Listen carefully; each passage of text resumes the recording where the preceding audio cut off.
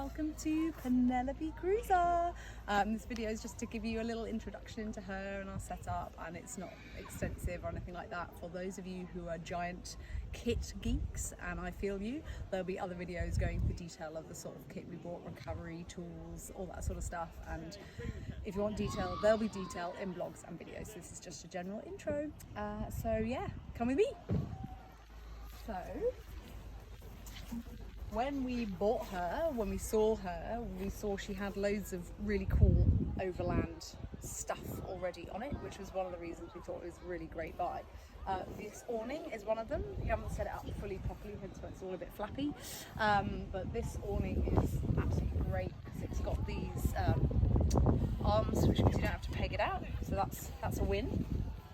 As you can see, she has had a suspension lift, which is great, although as I am quite short, it does mean I need a little step to get up to stuff, and we're working on getting steps along the side. What we have done since purchase is actually, we're in the bush here a bit, we have fitted a winch.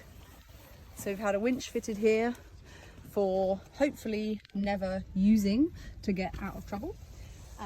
As you can also see, we have this storage box on top. She has a snorkel, she has the light bar, all of which came with. The storage box on top is really useful. It's got tons and tons of space in it, and actually that's where we're going to put a lot of things like towels, sheets and light things, because we want to keep the weight down on the top. So yeah, that's her briefly. As you can see, she is beautiful, and I'll talk you through a little bit of some of the stuff that we bought. So if you come back around this way, we'll start here. This was a gadget that I got from the Overland Adventure and Camper show back in June. It's the only thing I bought at the show. I got very overexcited. I had to buy something, otherwise I clearly hadn't have gone. And this is a tailgater tire table, and it's just so great. I thought it would be really great for when you're on a really long day's drive and you don't want to get everything out and there's nowhere for you to sit. So thought we'd get this. You can just pull up somewhere, get it out, takes literally a few seconds, and then there you go. Have lunch, pit stop, great. So we won't be having this out all the time, but it's just one of those options. So that's that, and these teeny tiny, very cheap little stools that we got, that's also for that, but I'll talk about our other super chairs later. So coming round to the back, again, we're not entirely sure exactly how we'll set it up. We've just got everything out today. We're gonna do other content videos and stuff when we've figured out what's the setup, what we brought that was ridiculous, what we didn't need. We know there's gonna be loads of that, so that'll all be to come, but this is just what we've got right now. Before we go, in like 2 days time, we fly later, but she gets shipped on Monday. So what we did have done extra was we had this bumper fitted so that we could have jerry can storage and also a spare tire arm. We also, all this extra stuff, this was done by Craddock and Sons. They were really great. They also fitted this high lift jack for us so that we've got somewhere to keep it, and it's easy access if we do need to use it. For those of you who don't know what that is, that's to help you change your tyre. We very much hope not to use it for many reasons, obviously, but we've got it if we need it. So yeah, they did that for us. They fitted all of that. We have these jerry can storage here. We just have a regular fuel tank, not a long range fuel tank, so extra fuel's a must, and there'll be another jerry, maybe even two, that we may well put on the roof. So again, we're just going to feel our way and see how we go.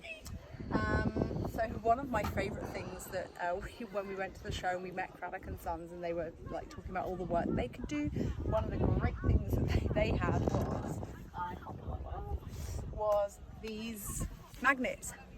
It's amazing how you get like really overexcited about really tiny weird things, and these magnets are one of the things I think are so useful. You can put them anywhere on the car, and what I've done here is I've used them on this side to show how you can hang something from there. So when you're cooking, if you've got a rubbish bag, you know, to put all the scraps in, you can just like ping it on there and hang it there. It's just perfect. So that's one of the things that, along with the tire table one, is like tiny thing, get super excited about. Very silly. Right then, what else do we have? So when we bought her, the people who'd had her before, they'd had a water set up, they'd had an electrical set up, and they just kind of ripped it all out. What we didn't show you on the front actually is that we have a solar panel fitted to that storage box on the top, and also fitted on there that we've bought is what you call sand ladders or max tracks, which are to help you get out of places where you have less traction or when you've got stuck. I can show you that later.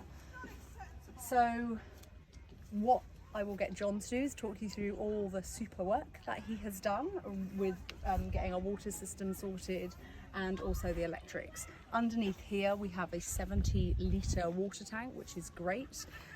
A lot of this stuff is not necessarily completely and actually necessary. When I did a 4-month trip across the outback in Australia in an old Nissan Patrol many years ago, I didn't have a lot of these extra bits, and for example the water just carried 80 litres of water in jerry cans, and that was fine. But there's no doubt that having things that make life a bit easier is brilliant. So I'm really excited that we have the water tank, and one of the extra features that John put in was this. Come here. So this, which is very excited about, when you press this button you can actually see the level of water, because I was being concerned about how we'll be able to tell how much we've got left and how we'll be able to monitor how much we've used. So that's an extra feature. Well done, John. Right then, so another thing, this is the steps. They look huge. Some people might think, why didn't you just get a little step? Well, it's quite easy to slip off that, and because I'm so short, so much of setting this up requires me to step up, or when I'm packing I need to kind of get in there because it's so much higher off the ground. So it also doubles up as a really good workbench, so if we need to do any work on the car or fix up anything, then that would be really good to do that. So I will show you, if you come around this way, so I will show you the fridge. Again, had one of these when I was in Australia. It is almost essential. It's a fridge, not a cool box. It is a compressor fridge, and it runs off, in our case it runs off the solar power, but that feeds into the leisure battery that we have, and John will talk a bit more about the electric shortly. So this is our fridge, 40-litre Dometic, and this is what John built, which is very cool. We have a little slide because it's so much easier when you're prepping food and when you're getting stuff to just be able to open it up, have a look, instead of what I had to do way back when I just had the fridge in the car and I had to sort of clamber in and have a look, so that wasn't so great. John's favourite bit is what he found in a bargain bucket at B&Q for apparently 99p. Look at this, a bit of bling for Penelope, a sparkly knob. So there you go. So this is really great. Really excited about that, and most excited about the fact I'll be able to keep my chocolate cold. Winning. So here you see all the electrics. We'll go through those in a little bit of detail shortly. When we had the work done with Craddock's, we also they put in what they call lash points here, which, as you can see, they are rings that attach to these points, which then we can attach bungees to strap our stuff in. And if you want to go around that way, this is our shower. So whether we're filling up water bottles or washing ourselves or whatever, this is where the water comes out, and we can have hot water. It also it gets heated. There's a pump. And I think we can have hot water for about 20 minutes after the engine's finished running, because it takes heat from the engine. So that's that. These bungee cords, pretty great. Adjustable, which is pretty good.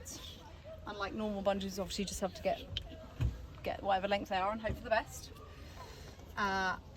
Fairly certain all the rattling will probably get irritating, but we'll work out how to lash things down best so that they don't drive us insane.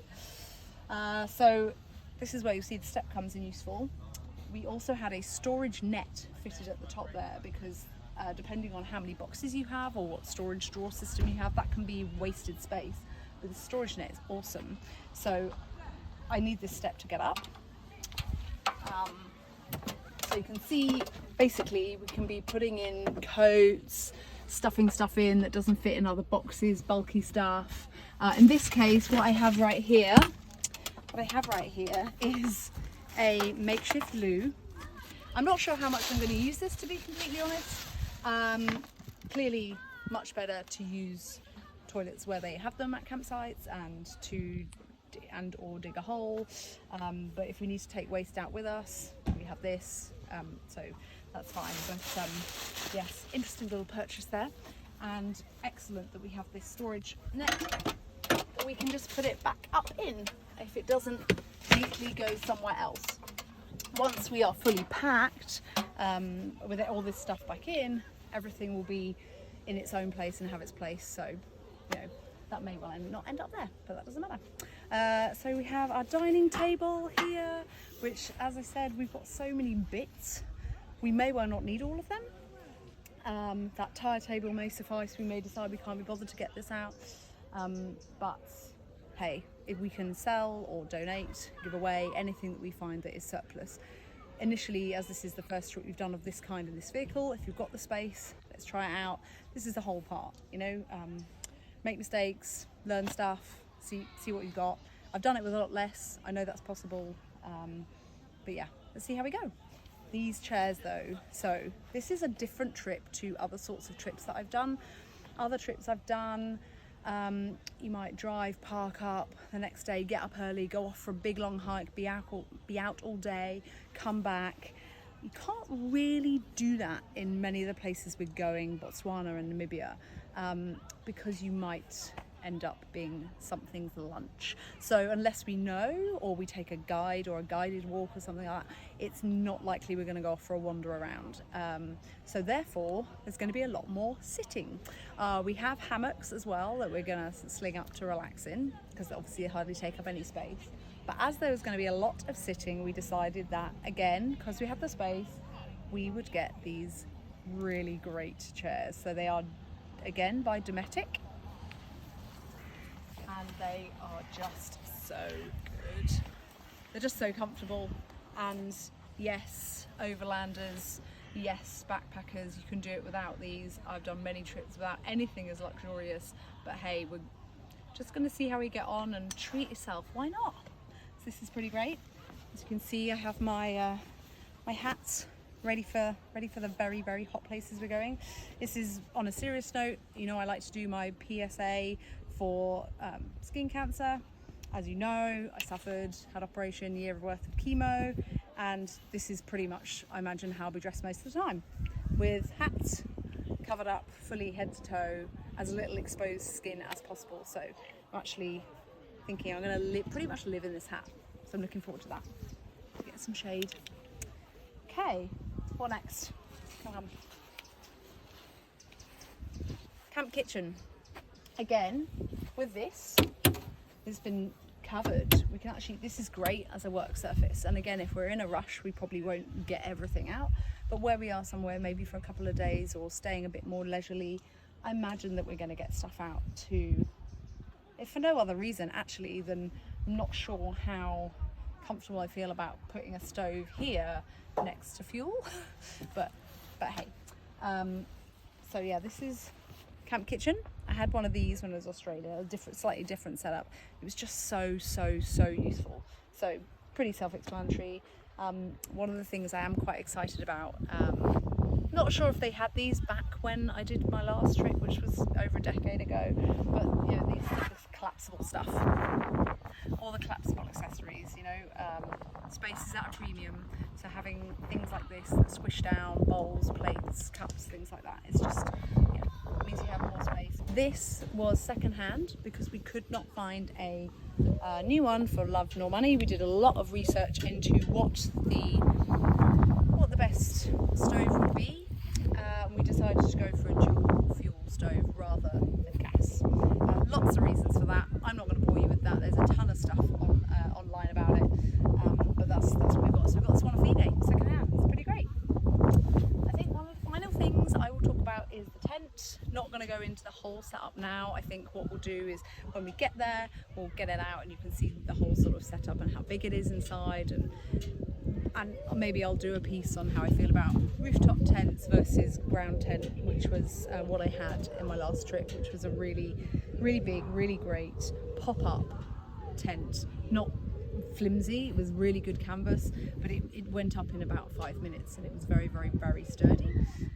Clearly there's advantages and disadvantages to all setups, and I can go through all of that another time. But we got this, which is a Tembo 4x4 tent, roof tent, and we got it second hand. I would say this, it is a huge investment if you don't know, you've not had a roof tent before, you don't know how you're going to go with it, you're not quite sure how it's going to go with your trip, and we got that for £200, and they are usually upwards of 2,000, so it is a big investment if you're not quite sure. We're very, very grateful we found this one second hand, and we're going to give it a go. If I wasn't going somewhere with things that might eat me, large things that might eat me, I probably would just go with the ground tent I had before, because to be honest it was great. But yeah, we'll see how we get on, and I'll give a review after a month or so as to what I think and what I might do for the next trip. And yeah, I think that's pretty much it for now, although I'll show you just briefly inside. We haven't got everything packed in, obviously a lot of it's out here, and we haven't got everything packed in as we would, but if you come this way. So in here we have a second spare wheel.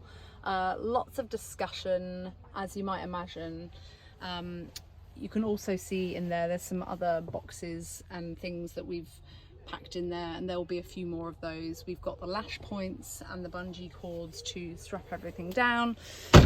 As you might imagine, there is a lot of discussion on 1 spare, 2 spares, 3 spares. Everyone's got an opinion. You can argue it and either way. My fear, I'm slightly more on the cautious side, was that I saw something online that said 2 is 1 and 1 is none. The issue for us is space, because obviously we don't have that much space with the box as well as the tent on the top. So we decided we had space inside, and we could use that space to take a second spare. That's what we've done. Shan't bore you with all the reasons, but at least if we need another time to only take one, we've now got the carrier on the back. Yeah, another time I'll go through what else we've got and all of that if anybody is interested. But yeah, that's Penelope. She's pretty great, right? Hey everyone, if you haven't met John, this is John. Say hi. Hi. And John is going to talk through the work that he has done brilliantly on getting the electrics and the water system sorted. So, John, do you want to explain what you had to do in order to get all this functioning? Sure. So I think, as Charlotte has already said, when we got Penelope, pretty much all of it had been taken out by the previous owners to convert it into a family car. So there was nothing here. There was just a tangle of wires. So we've had to recreate the electrical systems by tracing back the old wires and replacing those wires that were worn out. Quite a few were worn out and corroded, so replace those. There's a deep cycle leisure battery behind here, which is a 12-volt battery essentially, and it's charged from the solar panel on the roof and charged from the alternator with the engine. So the 12-volt powers pretty much everything. We've got lights on the awning. Can't see that. We've got rear lights, so you can see that if probably can't see it because of the sun, and that can be switched to either be always on, so when we're setting up camp at night perhaps, or when we go to reverse, when we're manoeuvring on a campsite, we can turn that on. There is power up to the tent. I'll go into that later. So there's power that goes up there, which will power light. We have a light up there with a remote control, and John is very excited about the remote control. And we've decided, after our little hot spell in the UK a few weeks ago, that we need fans at night in our tent. So I shall also be putting power sockets up there to power a couple of fans to keep us cool at night. We have hot and cold running water, a great luxury in the desert. So we've got a hot water pump which pumps water round the engine and back again, so we'll have a hot shower, and the pump which pumps the water out of the shower. I'll go through that in a moment. So all sorts of sockets. We've got cigarette lighter sockets, we've got USB chargers, we've got, that's the main fuse, so everything is fused. I put in a main circuit breaker as well because there wasn't one before, so with one flick of the switch we can can turn everything off. We've got our voltmeter that tells us what the charge is on the battery. It tells us how much the battery is charging up, how much it's discharging with everything we've got turned on, and how long the battery will last. And this show's already pointed out to my little meter to tell us how much water we've got left in the tank. So we have hot and cold running water here. Inside this cabinet here, there's a whole lot of there's pumps, there's water filter, there's a tank underneath, 70-litre tank underneath, and we have our shower here. Okay. Hot and cold running water in the desert, which will be great. We have more sockets that you can shake a stick at. So in here we have more USB chargers, more 12 volts. This is the fridge that's plugged in there to be powered off the 12 volt battery. USB chargers, and you've probably seen these mains sockets everywhere. So we have what's known as a power inverter, which takes our little piddly 12 volt battery and turns it into mains, and we can turn that on and get mains voltage out of here. But we also, when we're able in campsites to get mains voltage into the vehicle through this here, we've got the right socket here which we can plug into mains there, which will power the fridge when we have it. And as I said, I didn't have any of that fancy setup when I was in Australia. I had a leisure battery and the inverter, and that was pretty much it. And that was back in the day, so didn't need USB chargers, just had usual plugs for everything. I think I had a mobile phone, but it wasn't a smartphone. So yeah, we didn't have any of that stuff. So for those of you who are thinking it looks really complex, you don't actually need a lot of that setup. It's really, really great to have it. And definitely when I was in Australia, I was thinking it would be really good to have a solar panel, and we do actually have a portable solar panel that we've brought along just in case as well. But it's not necessary to have everything fitted up like that, but it's really, really great. So you can just do it with leisure battery, power inverter, and go from there. And what Charlotte missed last time was the best bit of all, our shovel, which will be used for digging us out of sticky situations and digging holes out in the desert. For other types of sticky situations. And on that note, we'll end.